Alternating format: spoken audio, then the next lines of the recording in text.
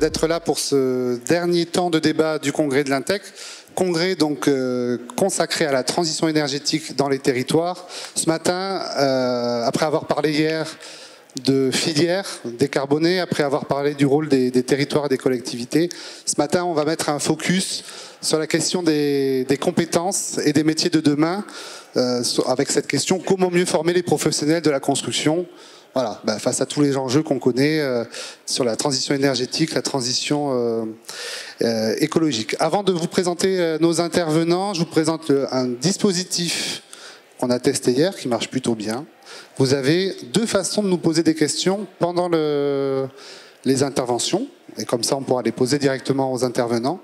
Soit vous flashez ce QR code là, et ça vous donne accès à l'application pour poser les questions. Soit il y a un lien tout en haut là sur l'écran, un lien URL qui vous permet également d'accéder à cette fonction pour poser des questions. Questions qui seront ensuite donc projetées sur les écrans et posées à nos intervenants. Avec nous ce matin 4 intervenants que je vais vous présenter tout de suite. Donc de votre gauche à votre droite, Michel Jarleton, vice-président de l'UNSFA, le syndicat des architectes. Juliane Millet, directrice du campus hors site. Elle nous expliquera plus précisément tout à l'heure l'organisation, le travail de cette organisation. Éric Doublier, président de la commission formation de la FFB Rhône, et Guillaume Desforges, vice-président de l'Intec, au dialogue social et à la formation. Alors, à tous les trois, je vais vous poser grosso modo les mêmes questions. Voilà, sur quel métier votre organisation est active et quels sont les besoins que vous identifiez sur vos métiers. Donc, ces besoins en compétences, ces besoins en nouvelles formations peut-être, et les actions pour y répondre. Et puis peut-être on conclura sur voilà, quel est le métier ou la compétence qui reste à imaginer dans votre métier. Michel Jarleton, je propose qu'on commence par vous. Donc l'UNSFA, syndicat des architectes, déjà est-ce que vous pouvez nous présenter l'UNSFA et son rôle précisément sur les questions de formation de compétences? Oui, bonjour à toutes et à tous. L'UNSFA est en fait un regroupement de syndicats territoriaux d'architectes. On regroupe environ 46 syndicats territoriaux qui sont soit départementaux, soit régionaux. Et donc l'UNSFA est, je dirais, la structure nationale qui gère tout ça et qui porte la politique, et notamment en termes de formation, en termes de formation pour les architectes. Donc effectivement, nous, on ne s'intéresse qu'aux architectes, mais c'est déjà pas mal, et à l'architecture. Et sur cette question du coup de l'évolution des compétences, des métiers, comment vous envisagez les nouveaux besoins auxquels vos adhérents sont confrontés? Alors, les nouveaux besoins sont...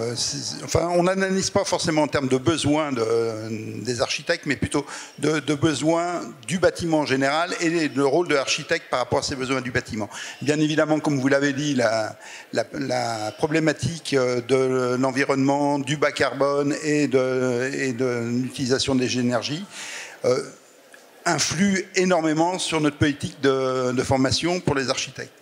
Nous, on l'a abordé d'un point de vue un petit peu original il y a maintenant 5 ans.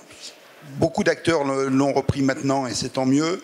On l'aborde de manière globale, c'est-à-dire qu'on ne peut, à notre sens, aborder ces sujets-là qu'en l'abordant de manière globale. L'abordant de manière globale sur 3 sujets. D'abord parce que le bâtiment, c'est un sujet de système. On n'assemble pas des éléments entre eux. Les éléments jouent de manière interactive les uns avec les autres. Donc on ne peut raisonner que sur des systèmes, donc raisonner le bâtiment de manière globale au niveau technique. Il y a aussi raisonner le bâtiment par rapport à l'usage. L'usage aussi ne peut pas se raisonner de manière différenciée, notamment les utilisateurs qui sont les sujets finaux, je dirais, du bâtiment, ceux qui pour qui on travaille et ceux qui vont faire vivre le bâtiment. Ils n'abordent pas le bâtiment sur l'aspect thermique, sur l'aspect technique, sur l'aspect patrimonial, sur l'aspect confort, de manière différenciée. Ils ont une approche globale et donc il faut que nous, on ait une réponse globale sur ces sujets-là. Et le dernier point, c'est la manière de travailler au sein de la maîtrise d'œuvre. On a eu dans le passé souvent recours à des travaux très séquencés où chacun des intervenants intervenait l'un derrière l'autre. L'architecte souvent en premier, après il y avait le bureau d'études, après il y avait l'économiste, et ainsi de suite. Aujourd'hui, c'est plus le cas, et c'est tant mieux. Grâce au BIM, on a appris à concevoir le travail collaboratif. Et aujourd'hui, là aussi, on ne peut concevoir un bâtiment que de manière globale, avec une superposition des interventions de chacun, et qui fait que le travail collaboratif peut produire quelque chose de cohérent. Alors comment ça se traduit dans votre offre de formation ou d'accompagnement des architectes sur ces enjeux ? Eh ben, donc, on essaye de développer des formations qui abordent ces sujets-là de manière globale. Alors, sur l'aspect notamment de la rénovation en particulier, parce que là, c'est le sujet, enfin, on le sait bien, c'est ce qui va faire vivre le bâtiment probablement dans les 30 prochaines années. Donc, c'est un sujet qui est en train de monter en pression. Et le sujet de la rénovation, on a voulu former les architectes sur cette notion d'appréhension globale du sujet, global techniquement, mais global aussi au niveau de l'usage, comme je vous l'ai dit tout à l'heure, et aussi en partenariat avec les autres acteurs de la maîtrise d'œuvre. Alors, il faudrait rentrer dans le détail, mais c'est important, c'est-à-dire que ce sont des formations qui généralement sont soit avec des modules qu'on vient clipper les uns derrière les autres, soit des formations un peu plus longues, qui permettent d'embrasser en même temps toutes les composantes de la réhabilitation notamment. Et c'est un peu moins vrai pour le neuf. Aujourd'hui, le neuf, on est surtout porté sur le problème de la RE 2020 et de l'ACV et du bilan carbone, où là, c'est des sujets un peu spécifiques, mais qui sont aussi globaux, puisque l'ACV, quand on fait de l'analyse du cycle de vie, bien évidemment, on raisonne de manière globale sur le cycle de vie d'un bâtiment. Les architectes aujourd'hui sont en capacité de répondre à ces besoins, à ces demandes d'analyse de cycle de vie, de bilan carbone, ou est-ce qu'il faut encore un peu les outiller, les accompagner sur ce sujet ? Alors, ils ont besoin d'accompagnement, bien évidemment, comme tout le monde. Il y a un certain nombre d'outils qui sont mis en place. Il faut effectivement que les architectes, alors bon, ça va, c'est un secret pour personne, les architectes sont plutôt des concepteurs, des gens qui dessinent, qui imaginent. Et chaque fois qu'il faut mettre un petit peu les mains dans le cambouis technique, rentrer dans des logiciels qui sont un peu techniques, ils ont pas d'appétence naturelle à ça. Mais bon, ils se forment et on a besoin de les former là-dessus, effectivement sur l'analyse de cycle de vie, notamment avec le BIM, notamment dans l'utilisation, dans l'incrémentation de la maquette numérique. Il y a forcément un rôle important que doit jouer l'architecte pour apporter ces éléments dans l'analyse globale du cycle de vie. Et effectivement, là-dessus, je pense qu'il y a des passerelles très très importantes avec les économistes qu'il faut qu'on mette en œuvre et une collaboration très efficace sur ce sujet-là. Sur la question de la rénovation énergétique, vous l'avez déjà abordée. On en parle beaucoup en ce moment avec notamment le basculement de MaPrimeRénov' sur une approche plus globale. Pour vous, ça va dans le bon sens et ça va dans le sens d'inciter les architectes à se former sur cette offre de rénovation globale, rénovation énergétique? Non, on va passer à autre chose. Alors, oui, non, c'est compliqué. Oui, on n'a pas C'est vrai qu'on dresse un constat que beaucoup sont capables de dresser, c'est que depuis 10 ans, les aides, qu'elles soient nationales ou régionales, n'ont rien produit. Non, on n'a pas avancé sur le sujet. Effectivement, la manière d'aborder les choses, à notre sens, n'est pas bonne. On ne finance pas une action. Donc maintenant, effectivement, il y a des discours qui disent qu'on va favoriser le global, mais pour l'instant, concrètement, on ne voit rien vraiment venir. Mais effectivement, tant la prime rénov était destinée à financer un geste ou deux, sans avoir une vision globale, on est dans l'absurde. On est dans l'absurde, pourquoi ? Parce qu'on n'a pas la performance au bout, et surtout, on fait des travaux qui, plus tard, lorsqu'on fera un autre geste, risquent d'être défaits parce qu'ils n'étaient pas cohérents par rapport au geste suivant. Donc cette vision excusez-moi du terme, technocratique que peuvent avoir nos dirigeants qui accordent des primes pour la rénovation, elle n'est pas active parce qu'elle est basée sur une méconnaissance du terrain. Et cette vision globale qu'il faut absolument avoir dans la mise en œuvre de la performance énergétique. Et qui peut du coup plaider vraiment pour le rôle de l'architecte dans le dispositif. Bien évidemment. Mais pas seulement. Est-ce que vous travaillez aussi à développer chez les architectes la capacité à travailler avec d'autres acteurs de la maîtrise d'œuvre, aussi les entreprises? Comment vous favorisez ces passerelles?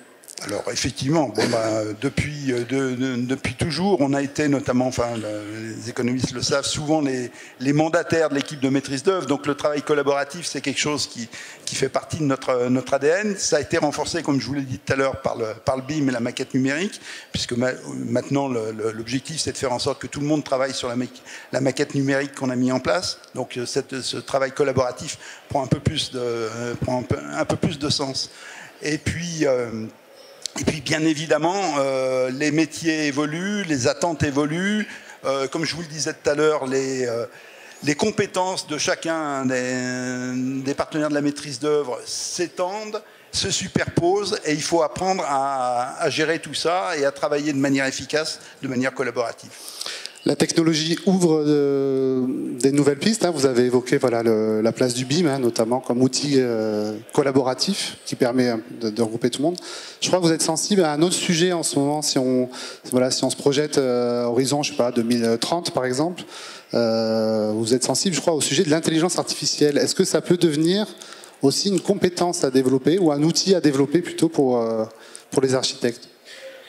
Alors, l'horizon 2030, c'est plutôt effectivement on imagine, on est même sûr qu'il va falloir apprendre à utiliser les outils de l'intelligence artificielle. Ça, c'est pour l'objectif 2030. Mais après, pour 2040 et 2050, on se dit qu'une fois qu'on aura utilisé l'outil, comme avant, on apprenait à tailler son crayon, et que c'était parce que son crayon était bien taillé qu'on faisait des beaux dessins. Après, il va falloir, effectivement, une fois qu'on aura maîtrisé l'outil, ce n'est pas l'outil qui va faire notre travail. Et il va falloir qu'on forme les gens à savoir comment s'extraire de l'outil, l'utiliser en tant que tel, mais ne pas en être esclave. Et on a déjà connu un petit peu ça lorsque la CAO-DAO, la maquette numérique, a été mise en place. Où souvent, dans nos agences, dans nos cabinets, les opérateurs qui mettaient en place la maquette numérique étaient victimes de l'outil. C'est-à-dire qu'ils se glissaient dans l'outil et en fait, c'était plus ou moins l'outil qui guidait la conception et le résultat. On a mis longtemps à s'en sortir. Donc maintenant, pour la deuxième vague de l'intelligence artificielle, il faut qu'on prenne les devants et qu'effectivement, on forme les esprits de manière à pouvoir prendre du recul et garder l'essence même de notre métier. Et en quoi ça pourrait être une opportunité, même un outil utile à la profession, cette intelligence artificielle ? Sur tous les sujets, je crois que là, on est tous en train de découvrir ce que l'intelligence artificielle va nous apporter. On le voit avec ChatGPT pour ce qui est de la rédaction, mais il y a plein de sujets, même sur les sujets que vous évoquez, les sujets de l'analyse du cycle de vie, du réemploi, tous ces sujets de performance énergétique, bien évidemment. L'intelligence artificielle va sans doute nous apporter beaucoup en nous enlevant toutes les tâches qui sont pas forcément fastidieuses, mais qui sont compliquées, dont on a du mal à aller au bout de la pertinence. Ça, l'intelligence artificielle saura le faire. Mais par contre, l'analyse des résultats, la combinaison, ça reste le cœur de nos métiers à tous. Merci. Juliane Millet, vous êtes directrice du campus hors site. Vous allez nous présenter votre campus. Le campus hors site. Le campus hors site. Et je crois plus généralement, même vous vouliez nous expliquer un peu à l'audience ce qu'est le hors site, parce que c'est une notion qui reste finalement pas connue de tous les acteurs encore. Oui, tout à fait. Bonjour à tous. Donc effectivement, le campus hors-site, nous, on se définit comme un écosystème apprenant parce que le hors-site et plus globalement les nouvelles méthodes de construction en France, ça reste très nouveau. Et donc, on a besoin de débats sur ce sujet-là avec tous les acteurs qui participent à l'acte de construire. Et donc, le campus hors-site a 3 activités. D'abord, un centre de ressources gratuit en ligne que vous pouvez aller consulter sur notre site internet. On est également un organisme de formation. On administre des formations dont je parlerai après. Et puis, on a également un animateur de partenaires qui s'intéresse à cette filière et on organise des débats avec eux très régulièrement. Alors, si on parle aujourd'hui de construction hors site, c'est parce qu'il est devenu extrêmement important de faire évoluer, de construire autrement. Et c'est rappelé encore par le dernier rapport de l'ONU qui appelle à une révolution du secteur du bâtiment qui est responsable de 37% des émissions de gaz à effet de serre. Et dans ce rapport, ce qu'on peut lire, c'est que l'objectif, c'est de diviser par 2 d'ici 2050 le recours au béton sur les opérations. Mais ce rapport nous dit également que ça ne va pas suffire, qu'il va falloir également changer les processus de construction et sortir du tout chantier. Donc je vais quand même revenir sur une définition du hors-site pour que ce soit assez clair pour tout le monde. Le hors-site, c'est un processus constructif qui va intégrer donc la conception, la préfabrication dans une usine ou dans un atelier de composants de bâtiments à forte valeur ajoutée et ensuite leur assemblage sur un chantier. Et le hors-site, on va pouvoir l'appliquer soit à de la construction neuve, soit à de la rénovation, mais seulement, on en discutait tout à l'heure, pour un certain type de patrimoine relativement tramé.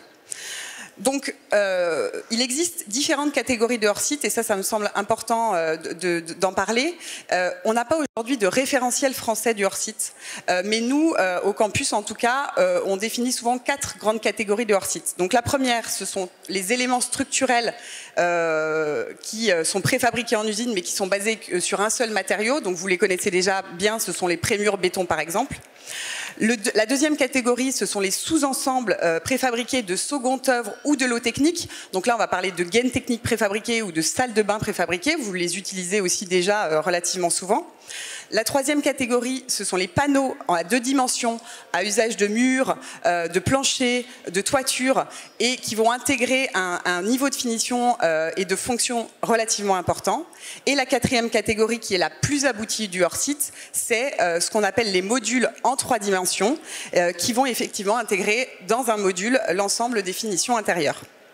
Donc l'intérêt du hors-site, au-delà de l'impact carbone, de la réduction de l'impact carbone dont j'ai parlé tout à l'heure, ça va être bien sûr de réduire de manière significative le temps de chantier. Et ça va avoir des impacts considérables sur la ville et sur le voisinage. Et un autre intérêt notable du hors-site, c'est de transférer des heures du chantier vers l'usine. Et donc d'atténuer finalement l'effet de la raréfaction de la main-d'œuvre sur les chantiers pour donner de l'emploi à des publics qui n'iraient pas travailler sur les chantiers.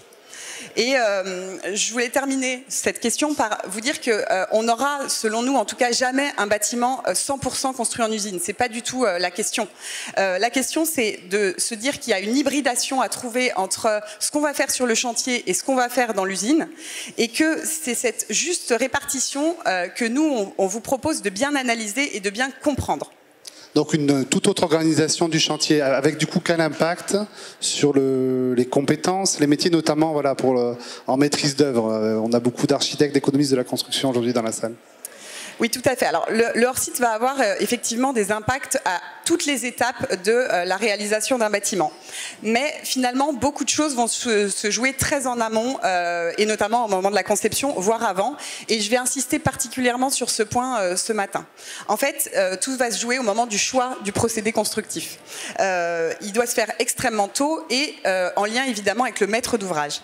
Et donc, l'équipe de maîtrise d'œuvre, elle va devoir accompagner le maître d'ouvrage dans ce choix pour qu'elle puisse mesurer finalement la pertinence du hors-site au regard des objectifs d'une opération en particulier. Donc la maîtrise d'œuvre, elle doit être en mesure de réaliser plusieurs choses. D'abord, un comparatif entre les coûts entre le traditionnel et le hors-site. Deuxièmement, un comparatif du poids carbone du bâtiment. Un comparatif sur le calendrier de réalisation de l'opération, évidemment. On va avoir, grâce à cette réduction, un gain financier, donc il va falloir être aussi en capacité de l'évaluer. Et enfin, de vérifier la faisabilité à la fois technique et réglementaire, en lien évidemment avec le terrain sur lequel l'opération va être choisie. Et puis, la maîtrise d'œuvre, elle va avoir également un rôle très important à jouer sur le sourcing des industriels. Les spécificités techniques de ces industriels, leur capacité de production, leur localisation par rapport au chantier. Et tout cela, ça va avoir évidemment des contraintes logistiques à gérer entre l'usine et le chantier. Donc on voit bien, tous ces éléments vont nécessiter d'acquérir des connaissances et des compétences spécifiques pour l'équipe de maîtrise d'œuvre. Et l'objectif, c'est bien de rassurer le maître d'ouvrage in fine sur la faisabilité et le coût de son opération, de l'esquisse jusqu'à la consultation des entreprises. Et on peut imaginer que ça pourrait être un rôle de l'économiste de la construction d'ailleurs. Je voulais dire également qu'il y a un autre point important avec le hors-site à regarder, c'est le mode de dévolution du marché et la façon dont les marchés vont être allotis. Parce que ça va avoir finalement un impact très fort sur le coût. Il y a un enjeu très important à évaluer les limites de prestations entre les différents lots. Pour prendre un exemple que vous connaissez, la salle de bain préfabriquée, il n'est pas si évident que ça d'évaluer les interfaces entre le lot préfabriqué et les autres lots techniques comme l'électricité et la plomberie par exemple. Donc on le voit bien, finalement, le hors-site, ça vient impacter tout le processus global d'une opération. Ça vient impacter finalement les habitudes de travail, la façon dont vous allez collaborer entre les différentes parties prenantes d'une opération. Et c'est la raison pour laquelle il nous semble extrêmement fondamental de former les équipes, de former tout le monde à ces nouveaux processus pour être en mesure de se positionner demain sur des nouveaux marchés qui sont, à mon avis, en train de se développer en France et qui ont déjà fait leurs preuves dans d'autres pays. Et alors vous, au campus hors-site, vous les accompagnez justement, les professionnels de la maîtrise d'œuvre. Qu'est-ce qui est prévu pour aider les professionnels à non seulement comprendre la nouvelle organisation de chantier, mais aussi la nouvelle façon de travailler ensemble? Qu'est-ce que vous proposez? Alors effectivement, quand on a créé le campus hors-site en 2019, nous on est parti du constat que sur France Compétences, il n'y avait aucune certification, aucun diplôme qui parlait de hors-site, de préfabrication, d'industrialisation de la construction. Ça n'existait pas. On a donc travaillé avec notre conseil scientifique sur un référentiel commun de compétences sur le hors-site pour tous les acteurs de la chaîne de valeur. Et à l'initiative d'un de nos membres du conseil scientifique, on a créé un groupe de travail spécifiquement sur l'évolution des métiers de la maîtrise d'œuvre en lien avec le hors-site. Et en fait, tout ce travail, ça nous a mené à enrichir nos formations, à les développer. Donc aujourd'hui, au niveau du campus, on a 2 types de formations. Des formations courtes, d'1 à 2 journées, qui sont soit des formations sur les fondamentaux du hors-site et qui s'adressent à tous les acteurs de la chaîne de valeur, soit des formations plus techniques qui vont porter par exemple sur la conception pour la préfabrication ou l'assemblage, qui vont porter sur le système assurantiel lié à une opération hors-site et donc qui sont vraiment très techniques. Et par ailleurs, on a développé des parcours longs, des parcours qui font 40 heures de formation. Et là, on va apprendre à une équipe à piloter un projet hors-site de A à Z, donc du démarrage, de l'accompagnement du maître d'ouvrage dont j'ai parlé tout à l'heure, à la livraison sur le chantier et à chaque étape. Et donc, à travers ce parcours, on acquiert 9 grandes compétences qu'on a donc définies et soumises au répertoire spécifique de France Compétences. Et je voulais terminer par dire que nos formations, elles sont toutes assurées par des experts de la construction hors site et elles sont illustrées systématiquement par des retours d'expérience d'acteurs qui ont eux-mêmes éprouvé des opérations hors site en France et qui sont donc à même de vous parler des pièges à éviter et puis des facteurs aussi de succès, bien sûr. Mais merci Juliane Nillet. Vous venez d'évoquer le besoin d'adapter, voire de créer des diplômes quand il y a un manque sur le marché. Ça va vous parler, ça, Éric Doublier, je pense, président de la commission formation de la FFB Rhône, puisque au sein de la FFB Rhône, enfin pour la FFB Rhône, vous suivez un gros projet, le campus des métiers au niveau départemental. Est-ce que vous pouvez nous expliquer ce qu'est ce projet et ses objectifs ? Alors effectivement, on est BTP Rhône, la Fédération Française du Bâtiment dans le Rhône, on est porteur d'un PIA qui est un programme d'investissement d'avenir, porteur avec nos partenaires, écoles d'architecture, organismes de formation, rectorat. Pour vous donner un peu l'échelle, on a été financé d'1 million d'euros par l'État sur 3 ans, un peu plus long avec le Covid. L'idée étant de faire une séquence en 3 temps, un inventaire des besoins et un inventaire de tous, pas seulement des entreprises, mais de la filière. Ensuite, un re-engineering des formations. Et peut-être après, je reprendrai le fil par les métiers pour faire le lien, parce que c'est un peu en lien avec ce qui a été dit avant. Et puis maintenant, la création des formations. Voilà. Donc là, on en est à la 2e année. C'est un programme qui est ambitieux et qui est très dynamique, qui est très plaisant parce que justement on rassemble la totalité de la branche et on était assez fiers que l'État nous fasse confiance mais que la branche nous rejoigne également, c'est-à-dire syndicats, architectes, organismes de formation, éducation nationale. Cet inventaire des besoins, il a permis de faire héberger quel trou dans la raquette, quel besoin d'évolution ? Je dirais que les besoins généraux, ils étaient assez évidents. C'est-à-dire que les nouveaux métiers que l'on va devoir combler, ils répondent aux enjeux. Aux enjeux, si on les cite, hein, la décarbonation, le numérique, la rénovation énergétique et ou l'entretien, parce que pour nous c'est assez similaire, j'essaierai de développer un peu, mais après par exemple un autre gros sujet qui est l'eau, qui touche en fait, puisque je porte un mandat B et TP, donc qui touche nos confrères du TP, et là il y a beaucoup de choses à inventer. Alors pour être concret sur la décarbonation, aujourd'hui tous les métiers qui répondent aux gros enjeux de demain, ils sont polymorphes. Aujourd'hui, dans l'entreprise, il faut bien garder en tête que je parle d'entreprise, hein, je ne parle pas de maîtrise d'œuvre. Aujourd'hui, dans mon entreprise, on est en train de formaliser une offre de réemploi. La personne qui traitera de ce sujet-là dans l'entreprise, elle aura une vision scientifique, parce que lire une FDES, peser du carbone, aujourd'hui, ce n'est pas à l'IUT Génie Civil qu'on l'apprendra, en tout cas aujourd'hui. Un volet cœur de métier. Dans tous les enjeux, il faut garder le cœur de métier. Tu citais tout à l'heure le BIM. Au début, le BIM, c'était un outil numérique, et puis on avait oublié que c'était un outil de synthèse. Donc en fait, c'est les informaticiens qui étaient partis dessus, et pas forcément les spécialistes du BTP. Et on a ramené ça au cœur du métier, chez les architectes, chez les entrepreneurs. Si je termine avec le réemploi, c'est un métier qui va être polymorphe, qu'on doit créer, et la formation, elle n'existait pas. Sur le numérique, on parlait du BIM, on a cru à un moment donné que c'est le BIM qui allait nous emmener vers la 3D. Dans l'entreprise, peut-être au risque de vous surprendre, hein, à part chez les majors, ça n'a pas été le cas. Parce que finalement, le BIM, il est resté à la maîtrise d'œuvre. Et d'ailleurs, nous, à la Fédération française du bâtiment, on dit tant mieux, parce que ça a évité de disqualifier les PME, qui sont quand même la première richesse des métiers de geste, hein, en France.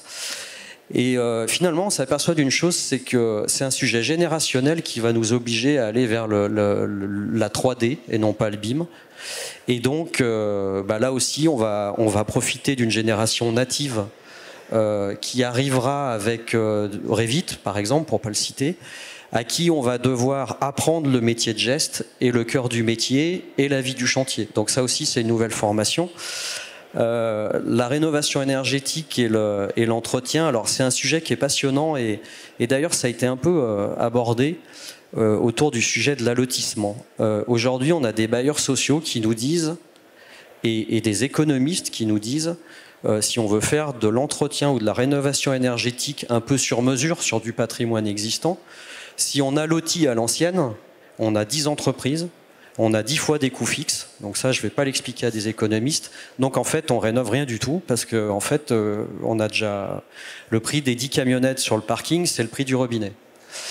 Enfin je caricature, mais c'est pas loin d'être vrai. Et en fait du coup on a dans le campus des métiers, on a fait émerger un besoin d'un nouveau métier qui sera un nouveau métier qu'on a un peu de mal à définir, mais dans un monde idéal, il est un peu plaquiste, il est un peu peintre, il est un peu plombier, il est un peu électricien, avec une technicité confirmée, mais pas de très haut niveau, mais en tout cas une technicité confirmée. Donc ça sera par exemple un nouveau métier. La gestion de l'eau, c'est l'infini, on est en plein dedans par saisonnalité. Aujourd'hui, le métier de la canalisation, il est dans les TP, mais il explose.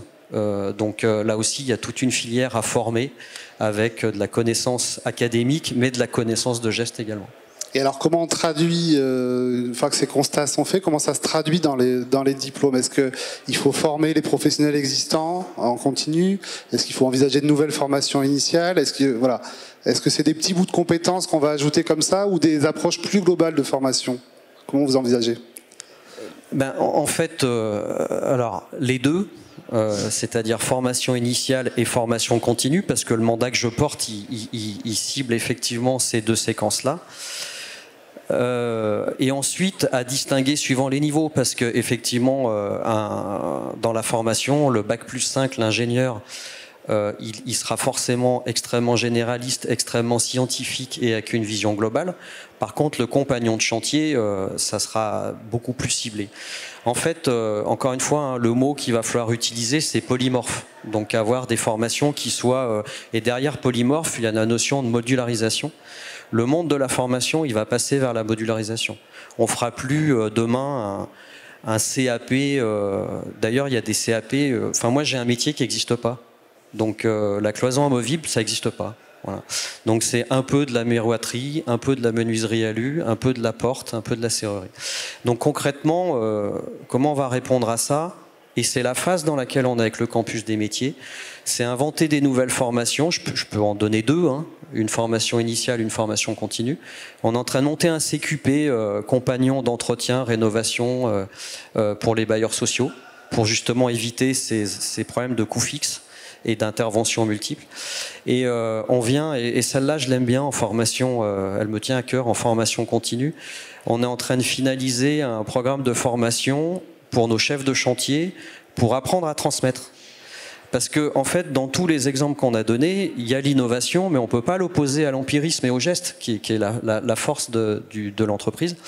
Et sauf qu'on a des chefs de chantier qui sont des experts, mais qui ne savent pas transmettre, de point de vue intergénérationnel, apprendre à apprendre. Voilà. Donc les deux, formation continue, formation initiale.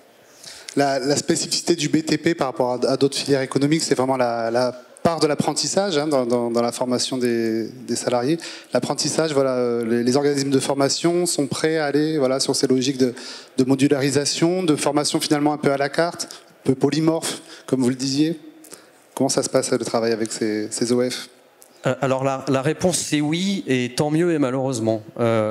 Oui, alors enfin, on a toujours essayé de garder la main, ou en tout cas le contact sur la filière formation. C'est typiquement mon mandat, la Fédération française du bâtiment.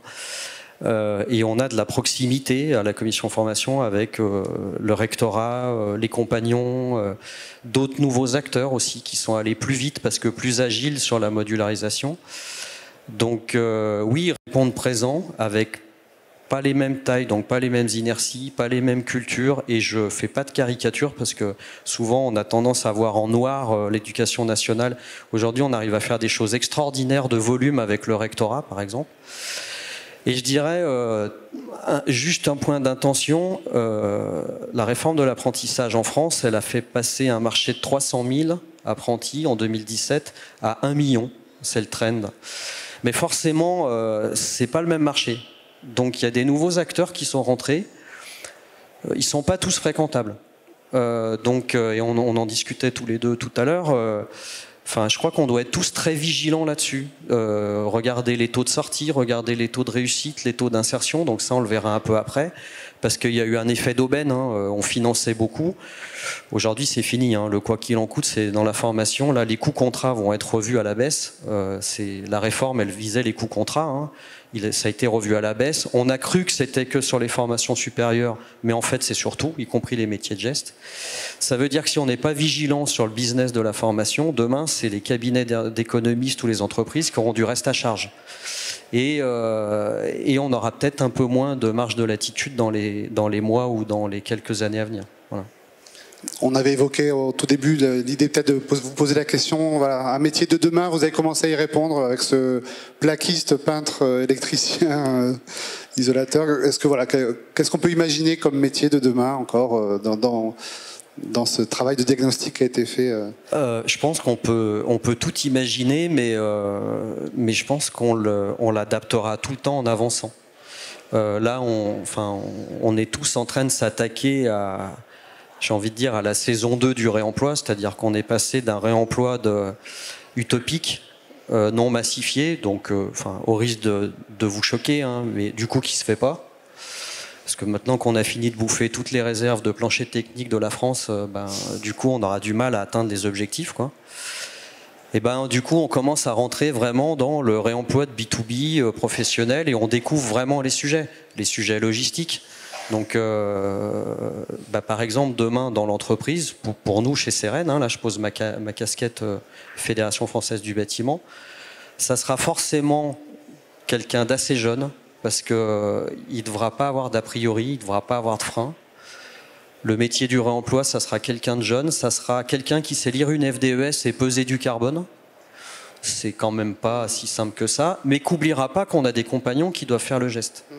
Et puis il y aura un sujet logistique, ça sera un métier de logisticien, parce que la mise en relation entre le gisement, le temps et le réemploi, elle amène à des questions de transport, de stockage et compagnie. Donc j'ai un peu de mal à vous répondre clairement, mais il y en aura plein de nouveaux où il y a plein de métiers qui vont changer en tout cas. Voilà. Merci Éric Doublier. Alors vous venez de parler de réemploi, d'économie circulaire. C'est un des nombreux thèmes sur lequel l'Intec se mobilise. Guillaume Desforges, donc vous êtes vice-président au dialogue social et à la formation de l'Intec. Est-ce que vous pouvez nous présenter les réflexions de l'Intec sur l'évolution des métiers, des compétences, avec je crois pas mal de chantiers en cours pour faire évoluer les formations? Bien, effectivement, je dirais que l'Intec n'a pas les deux pieds dans le même sabot depuis des années.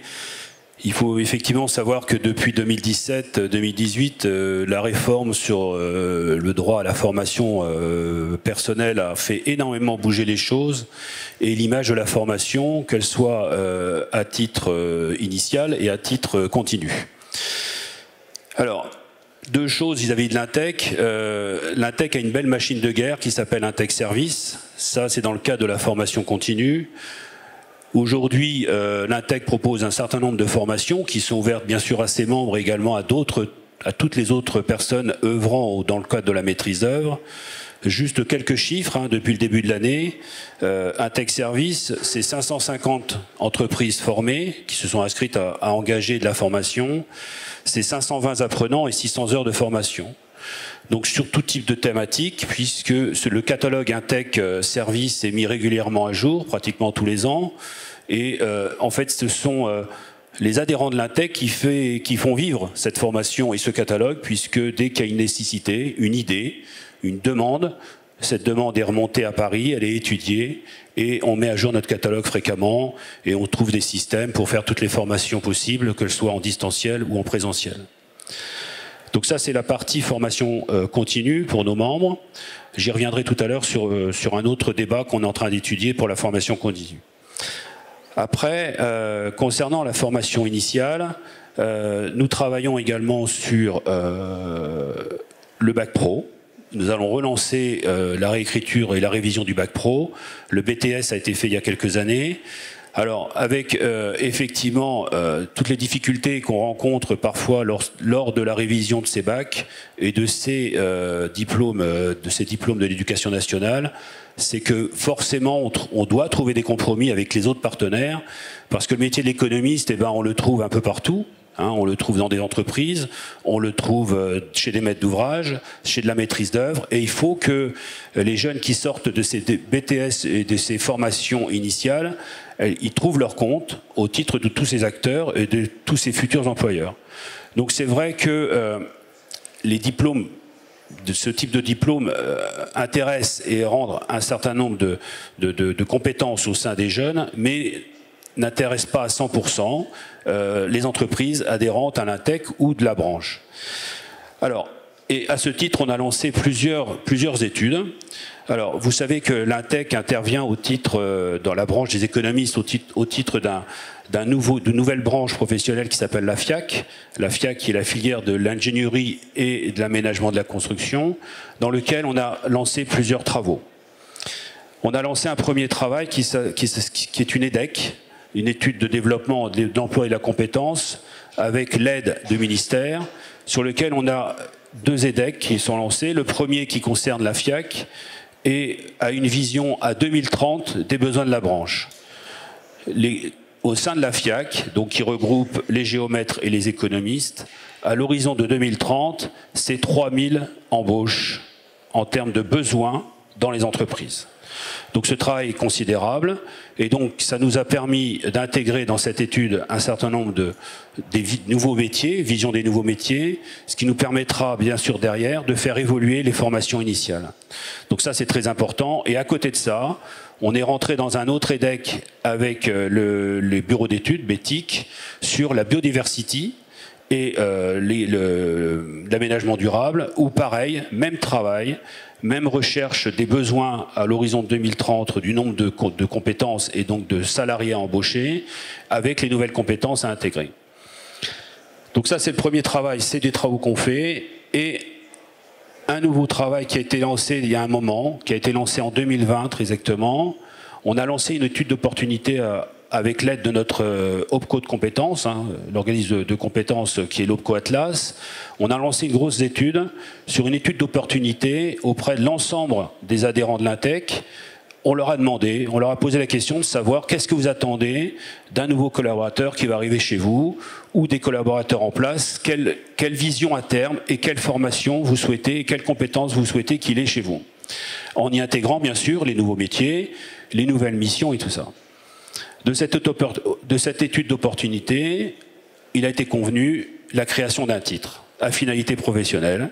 Donc on a engagé des travaux à la suite, donc on y travaille depuis 1 an et demi.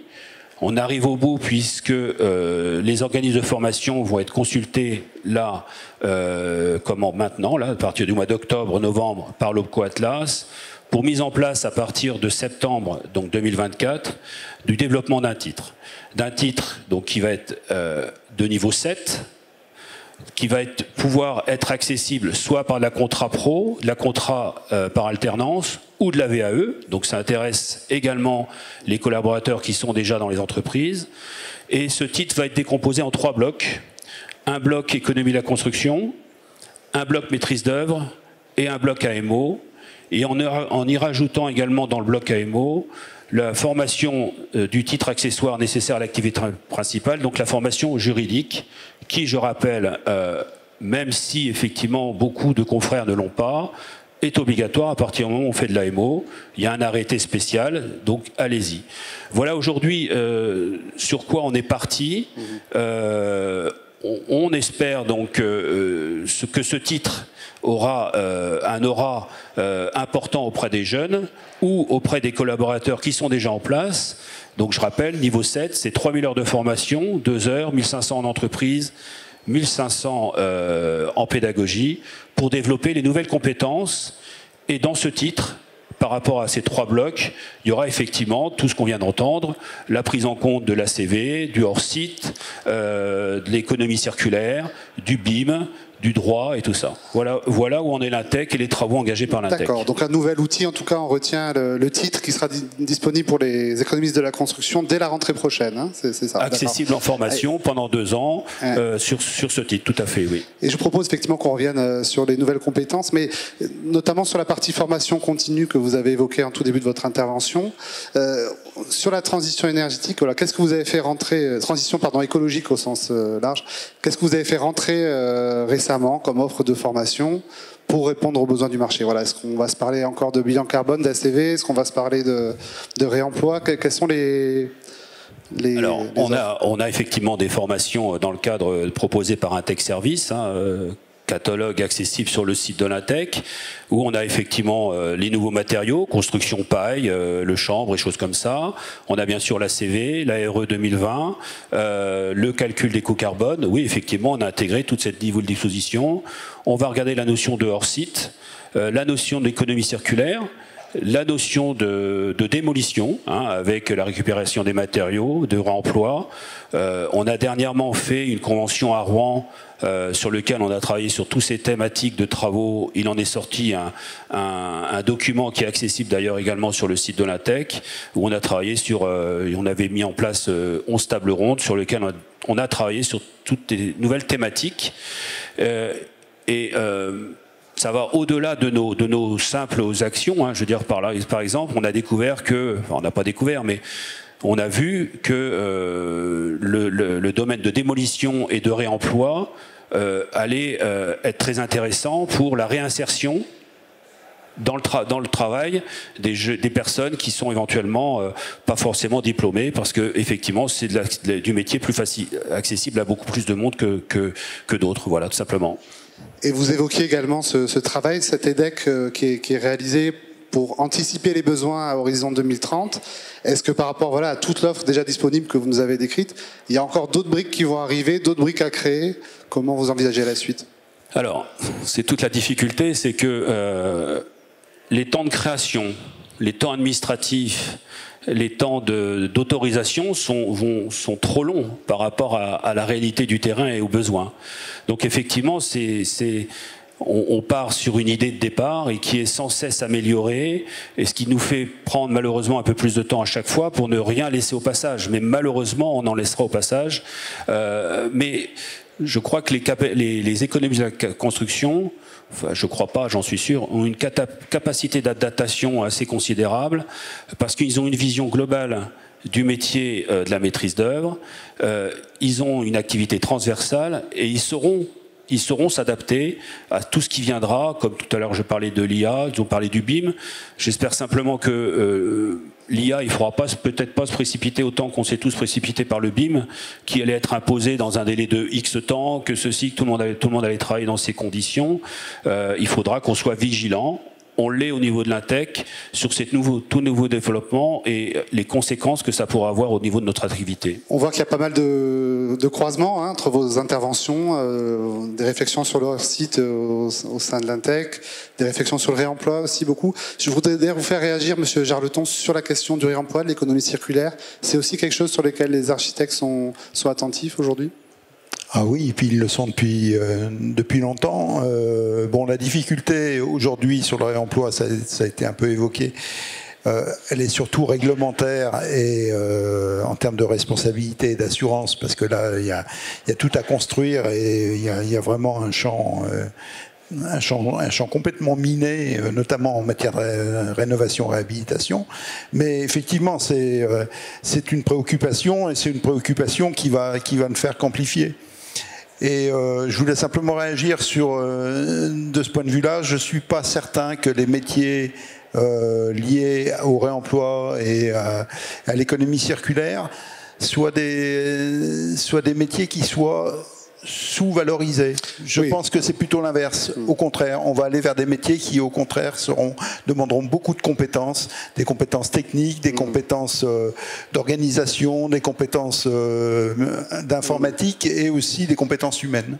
Oui, il y a différents niveaux, peut-être de l'économie sociale et solidaire pour la collecte et certains gestes de valorisation, mais comme vous le disiez, effectivement, une expertise technique sur la caractérisation notamment. Oui, alors du côté de la maîtrise d'œuvre, j'imagine que effectivement côté entreprise c'est exactement pareil.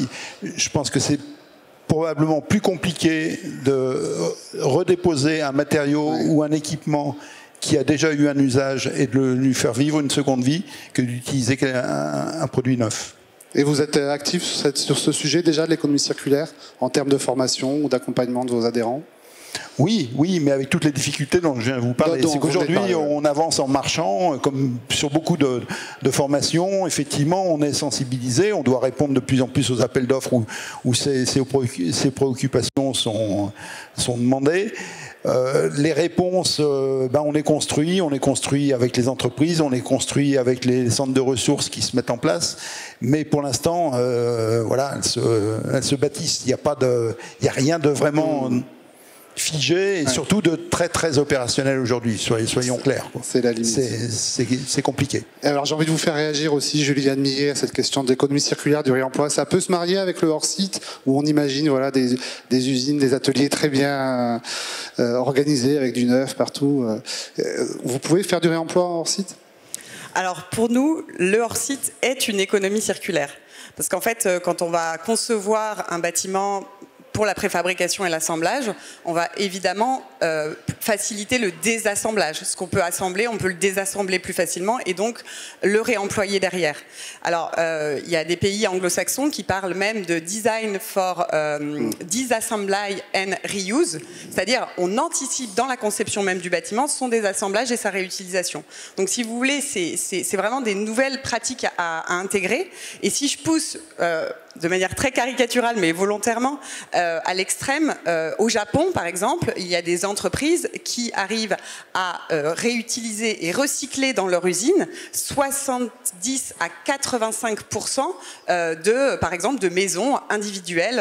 Voilà. Donc, en fait, on n'imagine pas en France qu'on pourrait faire avec cette économie circulaire et ce hors-site, mais en fait, on peut aller extrêmement loin, juste parce qu'on a pensé autrement le bâtiment. Merci. On n'a pas eu de questions dans la salle, je crois. Non. Est-ce que... un mot, oui. Oui, je voudrais revenir sur le réemploi. Ouais. Il me semble que l'économiste a un rôle important sur le réemploi. Maintenant, aujourd'hui, on essaye de réemployer des matériaux qui n'ont pas été forcément pensés à être réemployés au moment de la pose.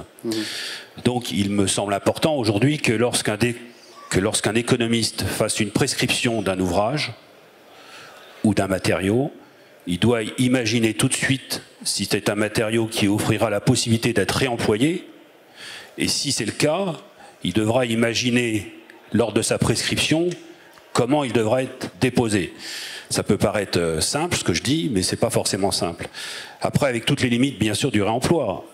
Mais pensez-y, aujourd'hui, il faut vraiment se projeter en se disant, même si ce réemploi n'arrivera peut-être jamais, mais s'il arrive dans 15 ans ou 20 ans, lorsque vous faites une prescription, eh ben, faut imaginer que ce produit sera peut-être déposé pour être réemployé. Donc, eh ben, si c'est mal prescrit et qu'il n'est pas démontable, il sera malheureusement pas réemployé et mis à la décharge. Voilà. Donc là, je pense qu'également l'économiste a un rôle important dans sa prescription sur cette partie, et ce qui, effectivement, on en a parlé un peu tout à l'heure, modifiera également les allotissements, parce qu'il y aura des allotissements spécifiques à de la dépose dans le cadre de la réemploi. Voilà. Merci. Une dernière intervention, un dernier rebond. Eric, d'oublier. En fait, je continue sur le réemploi parce que c'est intéressant et effectivement, ça touche très fortement le volet de formation. Je partage beaucoup cette idée du design for réemploi qui a été dit par les deux intervenants. Après, il faut pas tomber dans le dogme. Aujourd'hui, j'ai pas l'impression qu'on arrivera à faire de la peinture de réemploi, par exemple. Donc, il va falloir quand même être un petit peu prudent et sur les objectifs qu'on se donne, sur les dictates qu'on donne aux chefs d'entreprise. À l'inverse, moi, j'ai la chance de faire. On en parlait tout à l'heure dans les allées. Je fais un métier qui préfabrique beaucoup. En fait, on est bête, on n'avait qu'à dire qu'on faisait du hors-site. D'ailleurs, je vais m'en occuper cet après-midi. Et j'ai 30% de mon activité de dépose-repose de cloisons en site occupé. Mais en fait, on est bête, on fait du réemploi. Donc ça, j'y avais déjà pensé par contre, il n'y a pas très longtemps, mais voilà. Donc en fait, il faut faire aussi attention. Et pourquoi je parle ça par rapport à la formation ? Faut quand même faire attention à ce qu'on raconte à nos jeunes. Je parle de la formation initiale. Parce que y a deux messages en fait qui vont être compliqués à tenir, me semble-t-il, dans les mois qui viennent. C'est pas parce que je vais pas prendre des mots anxiogènes, donc c'est pas parce que l'activité peut se ralentir qu'il faut arrêter de former. Et donc va falloir quand même, parce que moi j'ai la promotion des métiers dans mon métier, et quand je passe après le JT qui dit que tout va se casser la gueule dans le bâtiment, faut oublier qu'on n'a aucune chance. Donc faut quand même faire gaffe à ce qu'on va raconter. Et justement, c'est bien l'innovation, c'est bien les mutations qui vont générer les besoins de formation, plus que jamais. Et deuxièmement, il faut aussi qu'on dise à nos jeunes, où qu'ils soient, dans les écoles, dans les 1 million d'apprentis, qu'on ne va pas faire que du réemploi, on ne va pas faire que du vélo, il restera du geste, et heureusement, parce que autrement il y aura quand même beaucoup de gens qui n'auront pas de boulot, et donc il faut trouver l'équilibre et dans ce discours là aussi, et c'est peut-être d'ailleurs le seul intérêt de l'attention du marché, ça va être de retrouver un peu un équilibre entre l'offre et la demande, donc entre ce qu'on est prêt à raconter et ce qu'on va devoir faire vraiment. Voilà. Je ne sais pas si c'est très clair ça comme conclusion, mais... En tout cas, ça me va. Il me reste à vous remercier et à vous remercier dans la salle d'avoir assisté à ces débats.